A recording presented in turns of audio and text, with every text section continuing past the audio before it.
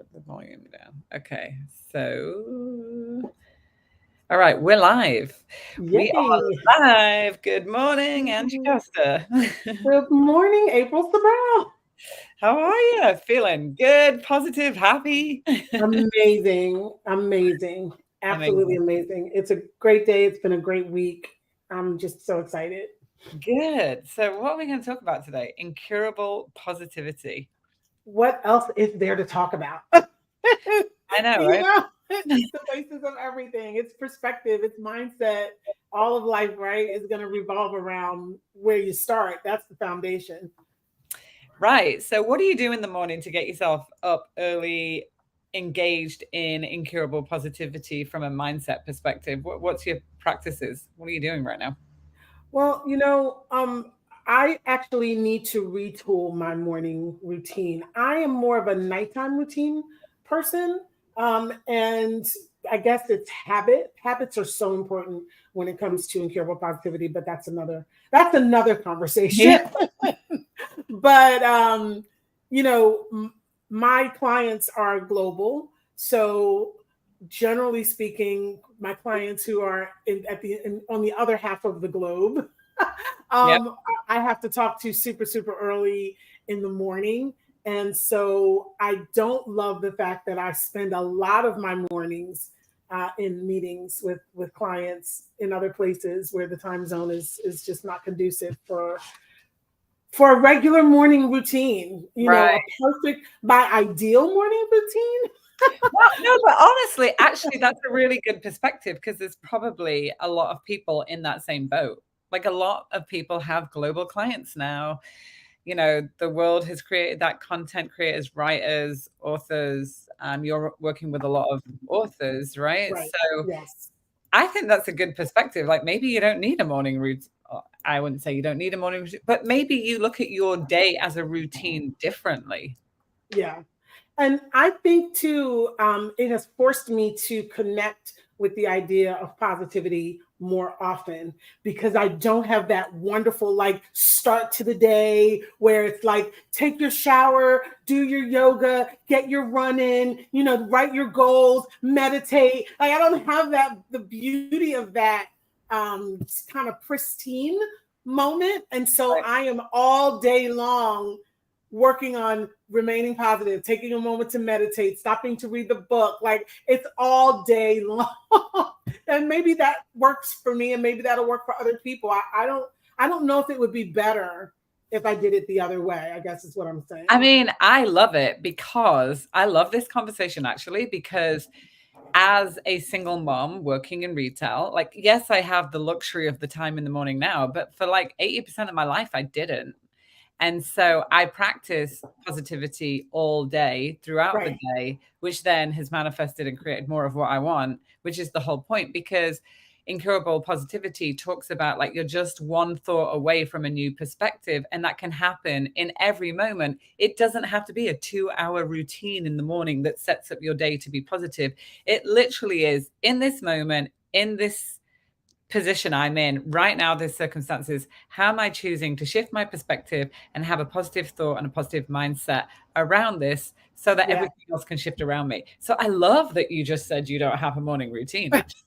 I love It's it. so funny because you mentioned being a mom. I have teenagers in my house, and that's a moment of silence for me.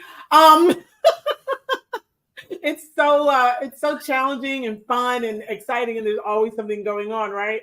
Right. So I woke up this morning to an ant invasion. Somehow the ants found a little path under the door and made a little lot, and it was just like another morning. The cat got out of the cat enclosure and took off in the neighborhood. Just things are always happening when you're a parent, and you've got all the regular things you have to do in the morning, like get the kids Yeah. up and get them dressed and lunches made and all that kind of stuff, get the kids out to school. So I'm lucky because my kids are schooled right here, but it's still, there's always so much going on when you're a mom and a business owner, and just life, just a human being. So you know uh, this practice of positivity is for me it is an all day connection. It's like your cell phone, after a while you start seeing that battery go down, and so you plug it in. For me, I plug into positivity all day long.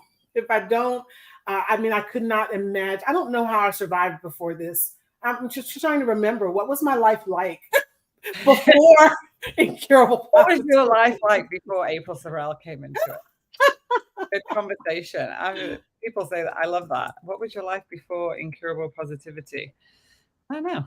Yeah. It's I'm just going to add incurablepositivity.com at the bottom. So for those of you just joining, this is new. This is a new conversation, right? Like a new channel. So we want you to hit subscribe, share as much as possible. We're going to be jumping on here every week and talking about how to keep an incurable positive mindset. And also we have a book club that you can join if you need that support so that you can keep going. But yeah, I love that. I just wrote an article on LinkedIn this morning, and it was literally the relationship between self-doubt and performance edge. And self-doubt being like the negative thinking, the doubt that we carry, the thoughts that we have all day that like shift, kill our confidence, kill our self-esteem and why we think about it. And Mhm. it really made me, I was running this morning and I was literally having this moment like, what do you want me to do? We want to start this positive movement across the world. Like I was talking to the universe and I was like having this like conversation. And then literally, I kid you not, in front, I said, I get it. Like, stay positive, keep on a positive mindset. Just like keep giving me signs. And literally, Angee, in front of me, there was a woman with a black t-shirt and a hashtag. And it said something like, I wish I'd taken a picture of it. Create a movement, a meaningful movement, keep going. And I Wow. was taking a picture. I was like, I need to send this to Angee Costa. This is, Oh, that's crazy. yeah, like, right, like positive thought, pam, right in my face. I was like, that is so good. But like ourselves, and so the edge of that is like the self-doubt that creeps in, the question you ask, and then the positive thought continues to drive that performance to learn something new, which is all personal growth to create something which makes your performance better, personal growth, because we're launching other things right now. But super cool. I was just like, that's such a good perspective, the relationship. And then I saw, positive affirmation. You start seeing things like that everywhere when you start living more positive. 100%. Yeah, yeah. It's like you attract it to yourself. For example, I texted April yesterday, I think it was, or the day before, about our 2024 goals. And our driving motivation is to spread positivity around the world. Like, I believe in this so deeply and so strongly, and it shapes all of my interactions, from family to business to church to friendships to grocery store. I mean, everywhere I go, I want to be that light. And I used to be, my ex-husband mentioned, he's so funny. He says the most curious things. We're best of friends. And he said, I hate it when we went out to eat dinner, because when we went out to eat dinner, you were absolutely going to get into it with somebody. You were Really? going to be mad at the service.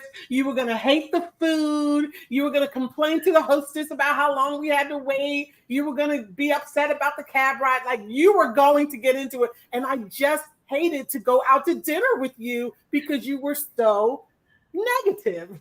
Wow. And so this idea of being positive and spreading positivity everywhere is a major shift in my life. But April and I were talking about our goals for 2024. And then shortly after that, I got an alert on YouTube from someone who did a year ago what we're planning to do this coming year.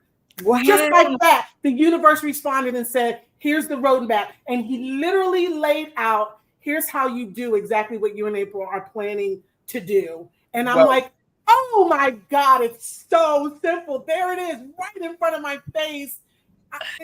You guys, this stuff works. I mean, I don't know how to convince you. I was not easy to convince, but life will teach you that some things work and some things don't. And looking at life through a negative lens just doesn't work for your physical health, your mental health, your relationships, your business. It just doesn't work. But positivity works. positivity works. Last night in the book club, we had like good conversations about like growth happens in the uncomfortable, that when you're uncomfortable, right? And so sometimes we're so comfortable complaining or talking about that person that's done us wrong, right? Speaking negativity over other people's lives, or like, yeah, just like perpetuating those conversations. And we think they're not being negative, but they are, right? Like Yeah. they're just perpetuating it. So we've talked a lot about, I think growth happens. You have to be a bit uncomfortable to have growth.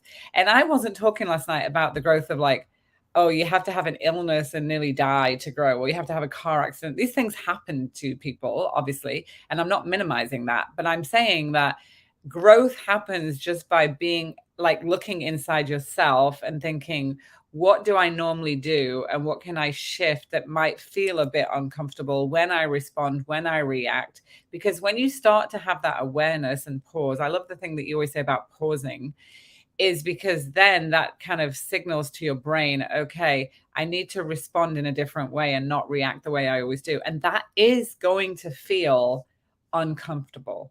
It Yeah. is also going to make other people go, huh? Like, who are you right now? Like, right? They're going to be like, what's going on with you? I mean, it should be in a good way, but like maybe you're surrounded by negative people and now you're not being enrolled in the negative conversations with those negative people. That's going to shift. It's going to be feeling a little bit uncomfortable, right? So I think that's an important thing to recognize as well. Like discomfort isn't always like a big ordeal. Discomfort could just really you being comfortable with yourself and like just shifting the way that you react and respond to things. But that's growth. That's It growth. is. I had a lot of conversation around that last night because somebody asked me like, how uncomfortable, sorry, I've got the window open, how uncomfortable do you have to be? Because in step 6, it's literally about discomfort and Yeah. growing. How discomfortable? I'm like, well, it's like, is there a scale of like 1 to 10 on discomfort and growth? Probably. But I don't think that you have to make it so big. I think if you just have these edges every day that can be slightly, it's kind of like learning to do a new, I don't know, a new gym routine, maybe like with a heavier weight. It's like edging it up every day. So I think about positivity and shifting your thoughts that way as well, versus thinking, oh, it's going to be such a big thing. Like that's why I liked what you talked about, like you're not having a morning routine, you're just kind of doing it throughout the day. Yeah. Yeah. I actually just started a new workout routine, and my daughter was sort of training me. And I was just doing the regular things that I had been doing. And she said, "Is that what you do every day?" And I said, "Yeah, I do like 20 of these, and then I do like 30 of these." And she said, "No, I want you to do another one." And I said, "Oh, okay." And I did it again. And she said, "Do another one." And I'm like, "Okay." And then she said, "Do another one." And then it was like, "Okay." And she kept pushing me. And she was like, "Do," and I'm like, "How many more are you gonna make me do?" And she said, "Mom, just do another one." And it finally reached the point where I couldn't do another one. And she said, "That's the point you're trying to get to. You have to push the muscle to do something it's never done before." And it just, of course, everything goes back to incurable positivity for me. I could be making soup and connected to incurable positivity, but I said to her, "This is what we're trying to teach. It's this mindset of doing something you've never done before to create a result you've never had before." And Yeah. that's what I love about the shift in mindset, is the results that we see. And I don't know if you want to tell the story that you told last night. You may not want to share it here, but I had a similar situation happen yesterday where I was contacted by a friend to publish her book. And I published books for my friends for free, their first book, but she wanted to do 3. And I said, I can't do 3. I'd go out of business. I could do 1. And so I had done the 1 for her last year. And she contacted me yesterday to do the other 2. And I thought, wow, the uncomfortable position that she put me in of having to say no, or, hearing her tale of woe and all of that. And I thought about what you said yesterday, with the situation you went through. And I said, this woman is going through a really, really tough time. And I know that she's taking advantage of my sympathies, but I'm going to go ahead and do those other 2 books for her. I'm going to do them. I don't want to. It's not a great business decision, but that is how you spread positivity. Can you do that every day? No, I'd be living under a bridge. But this is a unique situation. And sometimes you have to see what you're capable of by pushing yourself a little bit harder and a little bit farther to spread that kind of love. That positivity is a gift. It really It is. You is. know, it's like grace. It's just a gift that you give to people, totally undeserved, not requested, but it's something we all need and feed on. And it always comes back to you, Angee. The law of cause and effect is exact. And no, don't do it every day because we don't want you to live under a bridge.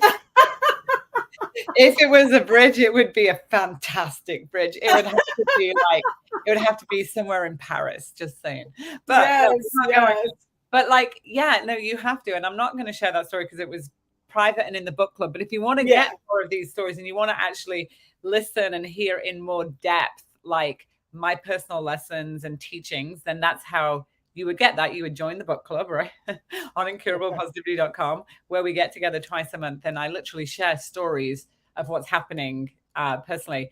But I'm going to respect that person. But like, yeah, it's just it's assuming positive intent a lot of time for many people is really difficult.